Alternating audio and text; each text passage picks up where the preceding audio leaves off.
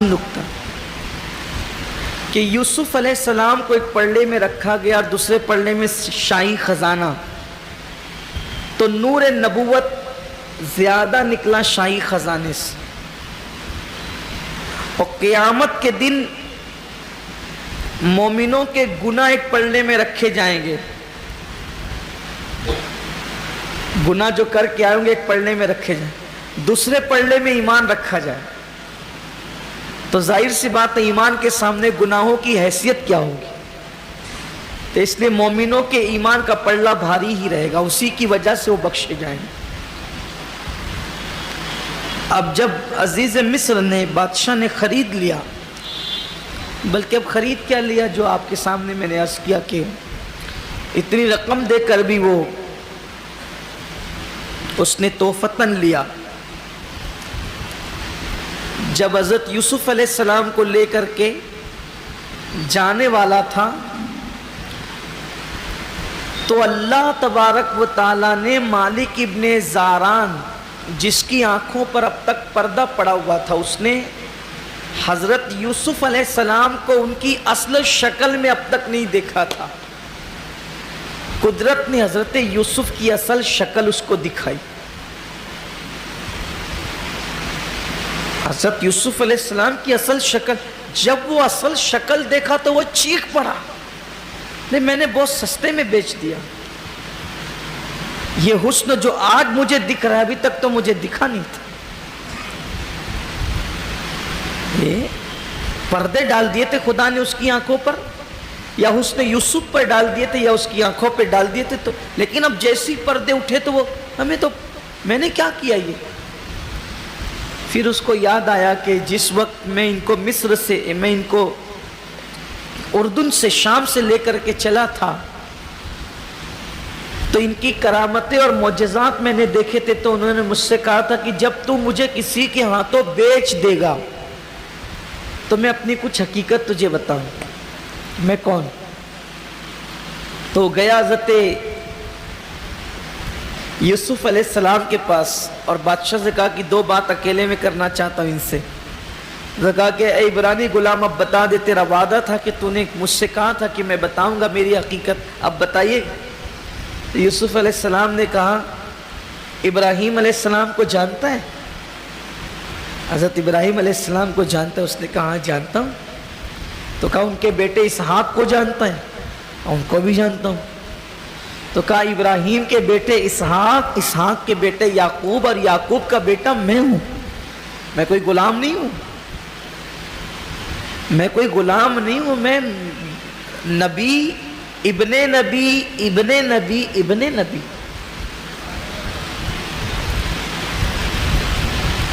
کیا شجرہ نسب ہے، خود بھی نبی، ابا بھی نبی، دادا بھی نبی، پردادا بھی نبی، بیچ میں کوئی گیپ بھی نہیں۔ تو کہا کہ میں نبی ابن نبی ہوں۔ کہا پھر وہ جنہوں نے بیچا تھا وہ کون ہے؟ کہا وہ میرے بھائی ہیں۔ بھائی ہیں؟ ایسا کیوں کیا؟ کہا مجھے غیبت پسند نہیں ہے، چھوڑ دے۔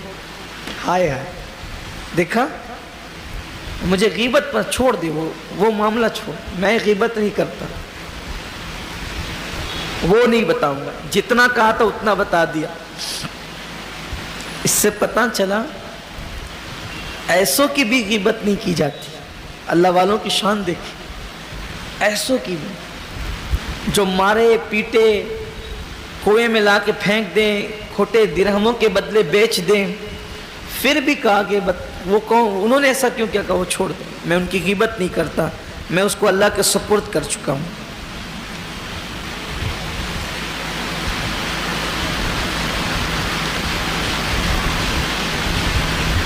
پھر بہرحال حضرت یوسف علیہ السلام چلے اور بادشاہ کے محل میں پہنچے، تو کسی نے کہا بادشاہ پورا خزانہ دے کر کے ایک 12 سال کا غلام خرید رکھا ہے، اب خزانہ نہیں رہے گا تو فوج کیسے رہے گی، کیونکہ ان کو تنخواہ نہیں ملے گی تو وہ آپ کی بات کیسے مانے گی؟ تو بادشاہ نے اپنے خزانچی سے کہا کیا کہتے ہیں آپ اس کو، کیشیئر، اپنے خزانچی سے، خازن سے کہا، جو خزانے کا جو انچارج تھا، اس سے کہا کہ ذرا دیکھو تو کیا بچہ ہے خزانے میں، سب تو دے دیا ہے، کیا بچہ ہے، دیکھ لو ذرا۔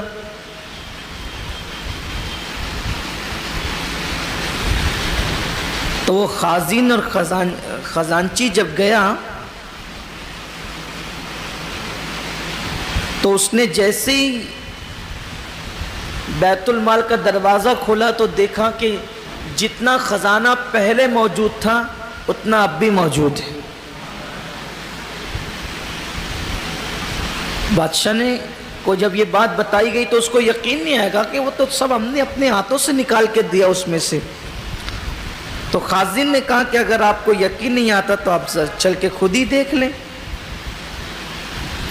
حضرت سیدنا عبداللہ ابن عباس اس کے راوی ہیں کہ خازن نے کہا کہ جب خزانہ نکالا جا رہا تھا تو میں نے بھی دیکھا تھا کہ پورا خالی ہو گیا تھا، لیکن یہ ساری برکت اس عبرانی غلام کی ہے، یہ اس کی کرامت ہے، یہ اس لیے کہ یہ کہتا ہے کہ میرے خدا کی بڑی شان ہے، اور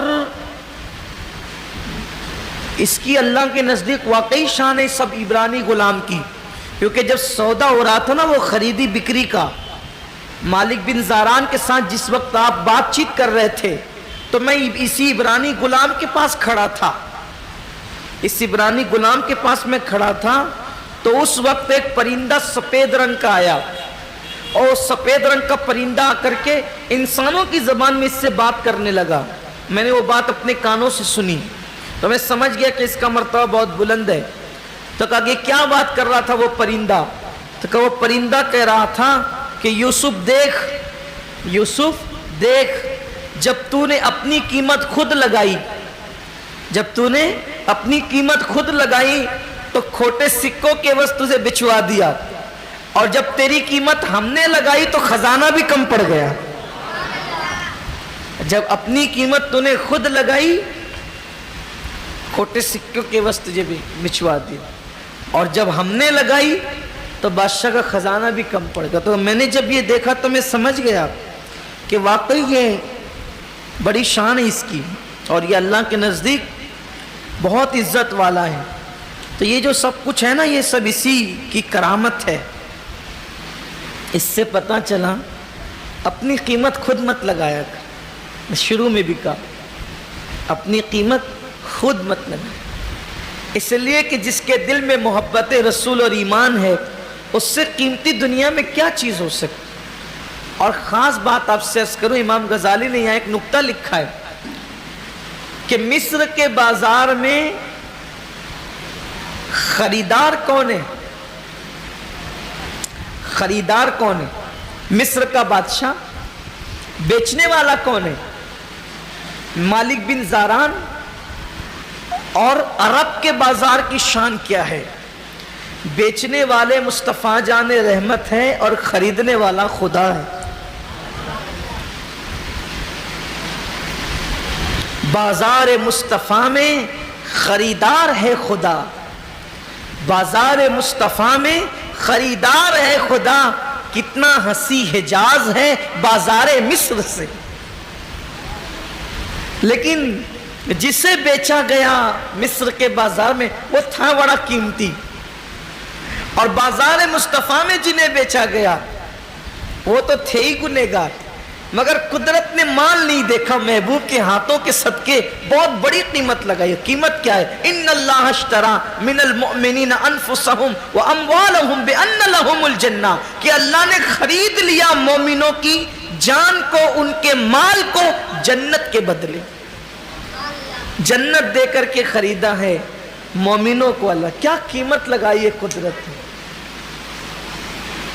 بڑی معذرت کے ساتھ میرا یہ عنوان نہیں، اس لیے صرف اشارہ دیتا ہوں، الیکشن کے ایام میں مسلمانوں کی رائے اور ووٹ 500 روپے میں بکتی ہے، 1000 روپے میں بکتی ہے دونوں۔ کتنی گھٹیا سوچ ہو گئی۔ اپنی رائے کو بھی بیچ رہے ہیں. پھر دیکھیے حالات کیا. اپنی قیمت خود لگائی 500,000 روپے میں. تب تو گورانی مرغی بھی نہیں آتی اچھی والی. کوئی وزنی اچھی والی مرغی ہو نا, وہ بھی 1,500 میں نہیں آتی. کیا مسلمانوں کی سوچ, اللہ رحم و کرم. پھر کہتے ہیں انقلاب کیوں نہیں آتا. انقلاب آپ سے آئے گا جو اپنی سوچ و فکر کا سودا 1,000-1,500 روپے میں کر دے, ان سے آئے گا. رائے دینے کا بھی پیسہ لیتے ہو. انا للہ و انا الیہ. بہرحال اللہ تعالی رحم و کرم فرمائے. اللہ سب کے حال پہ. میں اور اس سے زیادہ کیا کہہ سکتا ہوں, کچھ نہیں کہہ سکتا اس سے زیادہ کہ اللہ سب کو ہدایت عطا فرمائے. ہدایت ہی کی دعا کرتا ہوں, اللہ تعالی ہدایت عطا فرمائے. تو اللہ نے فرمایا کہ دیکھ, جب تو نے قیمت لگائی تھی تو کھوٹے سکوں کے عوض بچوا دیا, اور جب ہم نے لگائی تو بادشاہ خزانہ بھی کم پڑ گیا. پھر اللہ تعالیٰ فرماتا ہے کہ بادشاہ کے دل میں عظمت پیدا کی. بحیثیت غلام خریدا تھا لیکن عظمت پیدا کر دی. اور خزانچی سے یہ ساری باتیں جب بادشاہ نے سنی تو سننے کے بعد اس نے کہا کہ اس کی جب بڑی شان ہے تو جہاں غلام رکھے جاتے وہاں یہ نہیں رکھا جائے, غلاموں کی جگہ یہ نہیں رکھا جائے گا. اس کو تو ہم بیٹا بنا کے عزت کے ساتھ رکھیں. عمر چھوٹی تھی نا, تو کہا بیٹا بنا کے عزت کے ساتھ رکھیں گے. اور اپنی بیوی زلیخا سے کہا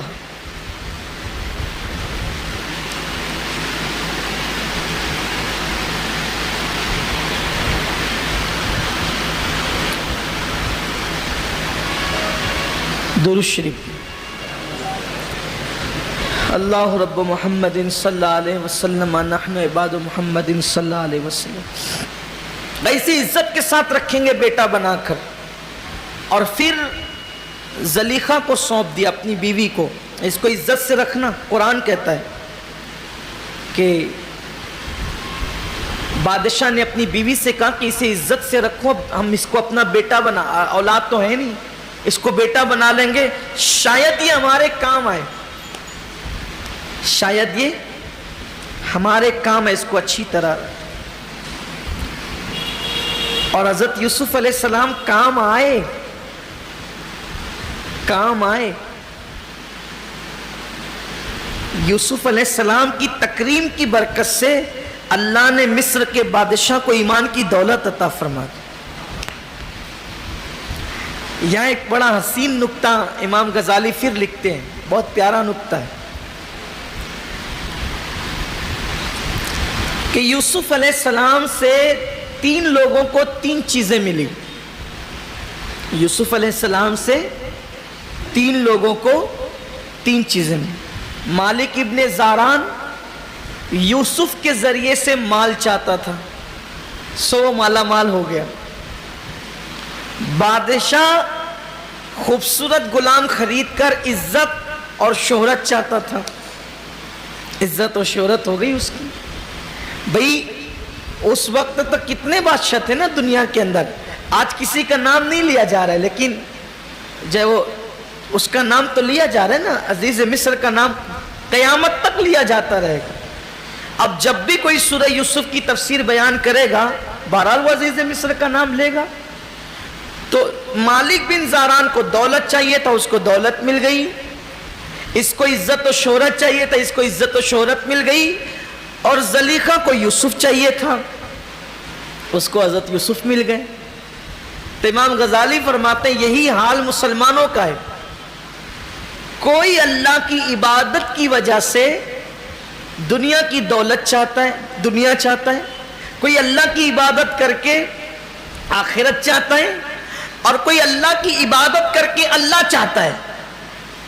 تو جو دولت چاہتے ہیں, دنیا چاہتے ہیں, انہیں دنیا ملتی ہے. جو آخرت چاہتے ہیں انہیں آخرت ملتی ہے, اور جو یار چاہتے ہیں انہیں یار مل جاتا ہے. لیکن سب سے زیادہ فائدے میں کون رہا؟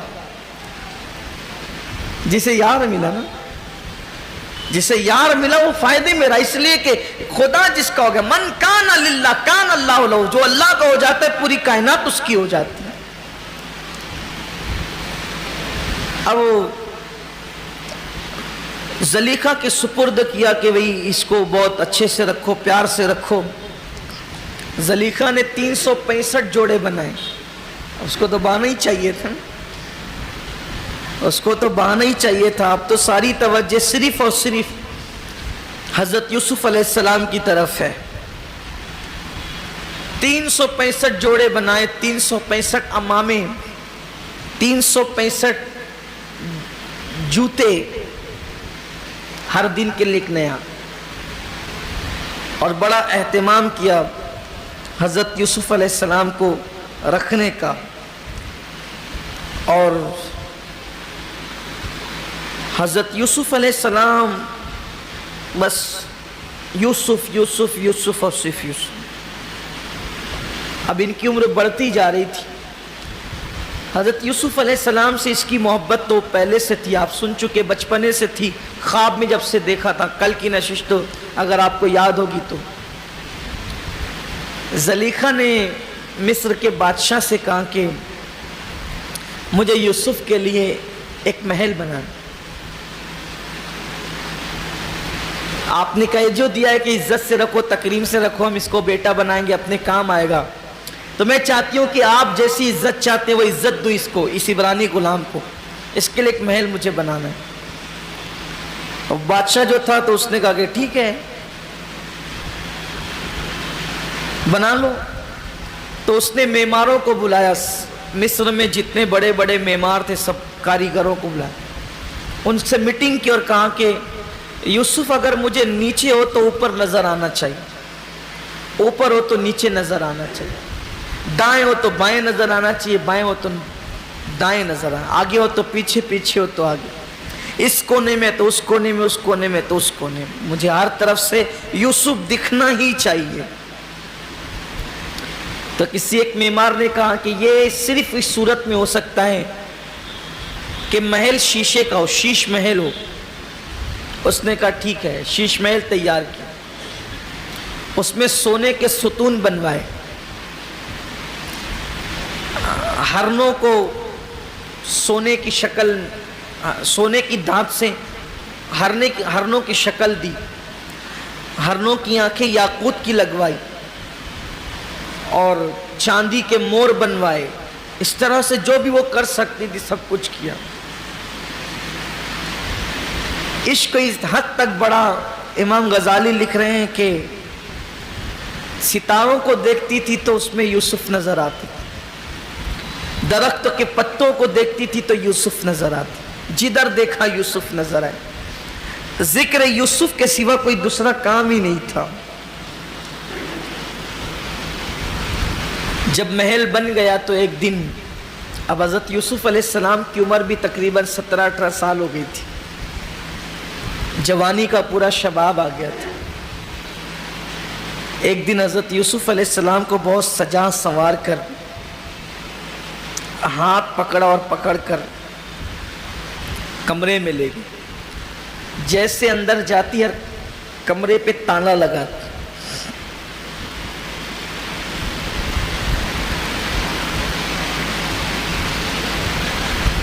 سونے کا بت رکھا ہوا تھا، زلیخا نے اس کو سجدہ کیا۔ حضرت یوسف نے اس کو دیکھ کے ہنسا تو اس بت نے حضرت یوسف کو سجدہ کیا اور خود ہی اپنے آپ کو پٹکتے پٹکتے ریزہ ریزہ ہو گیا۔ حضرت یوسف علیہ السلام کا یہ معجزہ دیکھ کر کے زلیخا نے کہا یہ کیا کیا؟ کہ میرے خدا نے تیرے خدا کے ٹکڑے ٹکڑے کر دیے، میرے خدا نے تیرے خدا کے ٹکڑے ٹکڑے کر دیے۔ کہ تیرا خدا کون ہے؟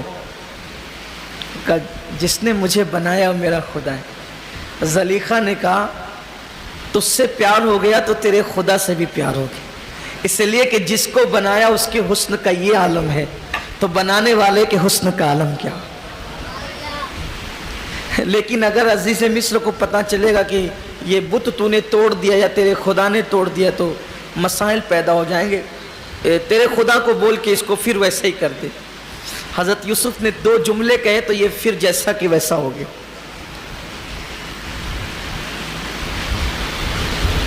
زلیخا نے کہا کہ میں نے اپنے خدا کو چھوڑ کر تیرے خدا کو قبول کر لیا، میں اس پر ایمان لے آیا۔ یہ بات تو کہا، لیکن اب بھی اس بت کی کچھ ہیبت موجود تھی۔ حضرت یوسف علیہ السلام کو اس نے کہا کہ قرآن میں اللہ فرماتا ہے اس عورت نے لبھانا چاہا، کچھ حیا کے پردے میں عرض کر رہا ہوں کہ حضرت یوسف علیہ السلام کو اس نے اپنی طرف مائل کرنا چاہا۔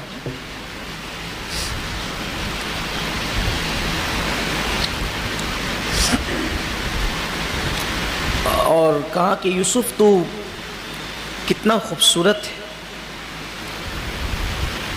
کتنے حسین ہے تیرے بدن کی ساخت۔ حضرت یوسف علیہ السلام نے نصیحت کی اس کو کہ انسان جب مرتا ہے تو صرف 3 دن کے اندر یہ بدن کی ساخت سے بدبو آنے لگتی ہے سڑ کر۔ کہا تیری آنکھیں کتنی خوبصورت ہے۔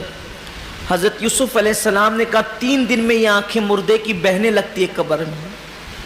کہا تیرے بال کتنے حسین ہیں، تو کہا سب سے پہلے قبر میں تو بال ہی جھڑتے ہیں۔ وہ تعریف کیے جا رہی تھی اور حضرت یوسف علیہ السلام قبر کا ذکر کر کے اس کو نصیحت کیے جا رہے تھے۔ اس نے کہا یوسف میں جو چاہتی ہوں وہ کر، یوسف میں جو چاہتی ہوں وہ کر۔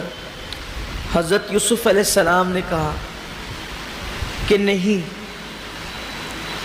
جس طرف تو مجھے بلا رہی ہے یہ بہت بری راہ ہے، زنا کا انجام اچھا نہیں۔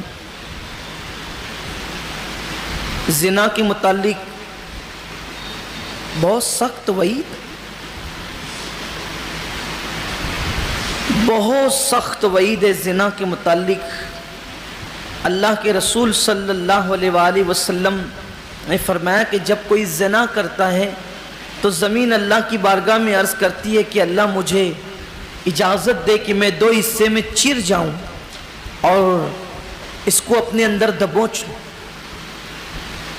فرمایا گیا کہ جب کوئی زنا کرتا ہے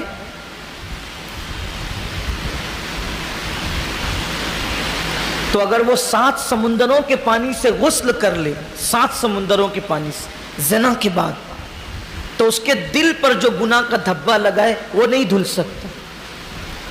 اگر زنا کرنے والے نے توبہ نہیں کی ہے تو یہ زنا کی نحوست اس کی نسلوں تک باقی رہے۔ روایتوں میں آیا ہے کہ زنا کی کم سے کم 10 آفتیں ہیں۔ زنا کرنے والا اگر توبہ نہ کرے تو کم سے کم وہ 10 آفتوں میں مبتلا ہوتا ہے۔ پہلی آفت اس کے دین میں نقصان ہوتا ہے، دین میں نقصان ہوتا ہے، دین جا سکتا ہے۔ عقل کا نقصان ہوتا ہے، علم کا نقصان ہوتا ہے، علم بھول جاتا ہے۔ عمر کا نقصان ہوتا ہے، زانی کی عمر کم ہو جاتی ہے مگر جو توبہ کر لے اس کا رزق بھی تنگ کر دیا جاتا ہے، روزی اس کی تنگ کر دی جاتی ہے۔ اللہ کا غضب ہوتا ہے اس پہ، مفلس اور اس کو غریب کر دیا جاتا ہے، تنگ دست مجبور کر دیا جاتا ہے۔ میں نے بہت چھوٹی سی عمر میں دیکھا، بڑے بڑے کارخانے دار تھے، بڑے بڑے سائنسنگوں کے مالک تھے، بڑی بڑی ہوٹلوں کے مالک تھے، اور گوا تک اور ممبئی کے ساحلوں تک جاتے تھے، بلکہ دبئی تک جاتے تھے زنا کرنے۔ آج ان کی اولاد لوگوں کے یہاں لوم چلا رہی، اچھا نہیں۔ زنا بہت بہت بدترین گناہ ہے۔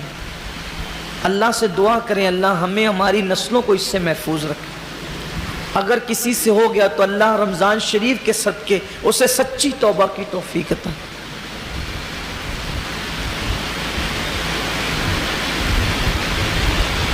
جہاں زنا ہے وہاں سونا ہے، یہ جملہ یاد رکھیں۔ جہاں زنا ہے وہاں سونا ہے، تباہی ہے، گھر کے گھر ویران ہے، گھر کے گھر تباہ۔ آج کل شادی شدہ عورتیں بھی، نوجوان لڑکیاں بھی، سب تو نہیں لیکن فلمیں دیکھ کر، سیریل دیکھ کر اس راہ پر چل پڑے ہیں لوگ. شوہر کے ہوتے ہوئے دوسری طرف تاک جھانک، 18-19 سال کی عمر میں پہنچ گئے، رشتے ابھی آ ہی رہے ہیں کہ فلموں کی اداکاراؤں کو دیکھ کر، نچنیوں کو دیکھ کر اس راہ پر لوگ چل پڑے. اسلام اس کی اجازت نہیں دی. مفلسی آتی ہے زنا کی وجہ سے، بیماریاں آتی ہیں، روزی تنگ ہوتی ہے، عمر تنگ ہوتی ہے، چہرے کا نور ختم ہو جاتا ہے، چہرے نورانی نہیں رہتے. جو رنگت ہے نا، جو ایک شباب کی کیفیت، جو نورانیت، جو حسن ہونا چاہیے. دیکھیے سفید چمڑی الگ چیز ہے اور اللہ کا نور الگ چیز. پاک دامنوں کو قدرت نے اپنے نور سے نوازا ہے. ان چہروں کو دیکھو تو خدا یاد آتا ہے، اور ان چہروں کو دیکھنے سے اللہ تعالیٰ ثواب عطا کرتا ہے. بلکہ ان چہروں کو دیکھنے سے دلوں کے اندر اللہ تبارک و تعالیٰ کی محبت پیدا ہو، دین کی الفت پیدا ہو. یہ جو کہا گیا نا کہ باعمل عالموں کے چہروں کو دیکھا کرو، سادات کے چہروں کو دیکھا کرو، اولیاء کے چہروں کو دیکھا کرو، ماں باپ کے چہروں کو بڑی برکت ہے. دل زندہ ہوتے ان چہروں کو دیکھنے سے. بلکہ ایک بہت بڑے بادشاہ کے متعلق کہا گیا کہ اس کی زندگی گناہوں میں گزری. انتقال کے بعد کسی نے جنت میں دیکھا تو کہا کہ تو جنت میں کیسے؟ تو کہا کہ ایک بار امام حسن بصری کی زیارت کر لیں. یعنی اہل اللہ کے، جن کے چہروں کو خدا نے اپنے نور سے منور کر دیا ہے، جن کی زندگی سنتوں پہ عمل کر کے گزرتی ہے، جن کی زندگی خدمت دین میں گزرتی ہے، علم دین کی، قرآن و سنت کی خدمت میں گزرتی ہے. شاید وہ ایک واقعہ میں نے آپ کو کبھی سنایا ہوگا، ورنہ بھی سن لیں تو بہت پیارا سوال. ایک مرتبہ بارش بند ہو گئی، اور بارش بند ہوئی تو لوگوں نے بہت دعائیں کی، بارش نہیں. ایک دیوانہ جا رہا تھا، دیوانے نے سے لوگوں نے کہا بارش کی دعا کر دو. کہا چھوڑو یار، آپ لوگ کر رہے کرو. کہا کر تو دیں دعا. لوگ تھک گئے دعا کرتے کرتے. اس نے آسمان کی طرف نگاہیں اٹھائی اور بس ایک جملہ کہا، اللہ تیری جو امانت میری آنکھوں میں ہے، اللہ تیری جو امانت میری آنکھوں میں ہے، اس امانت کا واسطہ برسا دے. بارش شروع ہو گئی. ایک بندہ اس کے پیچھے ہو گیا، کہا یہ اللہ کی امانت تیری آنکھوں میں اللہ کی کون سی امانت؟ تیری آنکھوں میں اللہ کی کون سی امانت ہے؟ میں کہا چھوڑ دے میرا پیچھا، مجھے جانے دے، میں دیوانہ پاگل آدمی. لیکن کہا نہیں چھوڑوں گا، تو جہاں جائے گا تیرا پیچھا کروں گا. تو کہا چل ٹھیک ہے بتا ہی دیتے ہیں. جب جنگل میں پہنچ گئے، کہا ایک بار امام حسن بصری کی زیارت کی تھی، بس وہی امانت میری آنکھوں میں، وہ امانت میری آنکھوں میں ہے، اسی کی برکت سے اللہ تعالیٰ نے باران. تو زیارت کتنی بڑی چیز ہے اللہ والا. چہروں کے نور اٹھا لیے جاتے.